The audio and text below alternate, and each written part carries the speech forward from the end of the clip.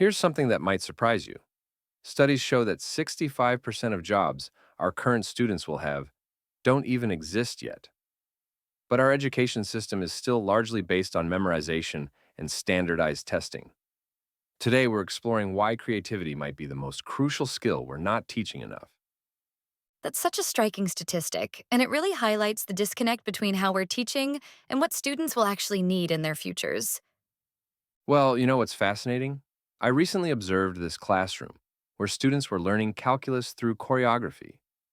At first, it sounds ridiculous, but their test scores were actually 40% higher than traditional teaching methods.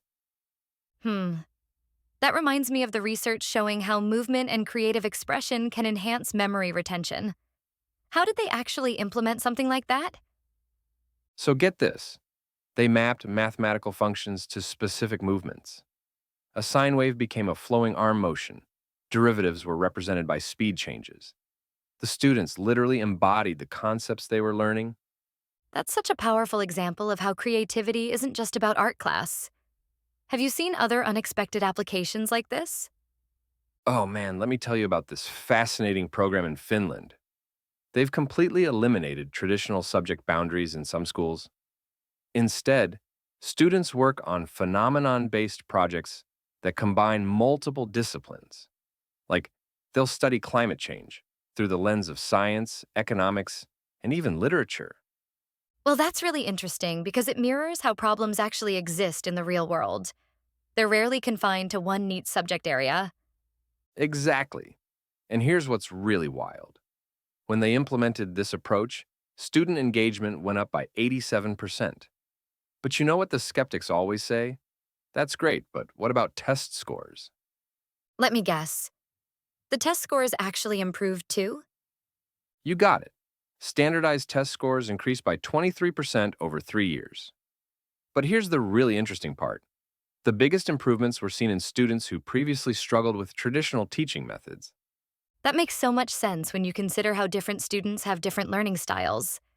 How are teachers adapting to this new approach? Well, that's where things get complicated. Many teachers report feeling unprepared. About 76% say they need more training in creative teaching methods. But those who do make the switch say it's completely transformed their classroom dynamics. That transition must be challenging. Going from being the sage on the stage to more of a guide on the side. Right, and you know what's really interesting? The most successful programs are actually giving teachers creative freedom too. Like there's this school in California where teachers get what they call innovation time, dedicated hours to experiment with new teaching methods. That's fascinating because it creates this ripple effect. Creative teachers naturally foster creative students. Exactly. And speaking of ripple effects, let's talk about what happens when these students enter the workforce. Companies like Google and IBM are now saying that creativity is the number one skill they look for in new hires. Well, that certainly challenges the traditional view that creative skills are just nice to have rather than essential. And here's what really blows my mind. Artificial intelligence can already outperform humans in many technical tasks, but it struggles with creative problem solving.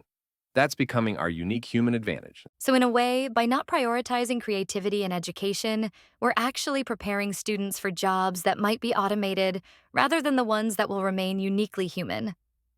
You know, that's exactly what the research is showing. A recent World Economic Forum report predicted that creative problem solving will be the third most important job skill by 2025, right behind critical thinking and analysis. That really puts things in perspective. What do you think are the biggest barriers to making this shift in education? Well, from what I've seen, it comes down to three main things: standardized testing pressure, lack of teacher training, and this persistent myth that creativity can't be taught or measured. Those are significant challenges. How are the most innovative schools addressing them? So, here's what's working. They're using portfolio based assessments, investing heavily in teacher development, and most importantly, they're redefining what success looks like. It's not just about test scores anymore. They're measuring things like problem solving ability, collaboration skills, and innovative thinking. That sounds like a much more holistic approach to education. And you know what the most encouraging part is? When schools make this shift, they're seeing improvements across the board: better attendance, fewer behavioral issues, and higher student satisfaction. One school reported a 45% decrease in disciplinary incidents after implementing their creative learning program. Those are impressive results. What do you think this means for the future of education? Well, I think we're at a turning point. The evidence is becoming too compelling to ignore.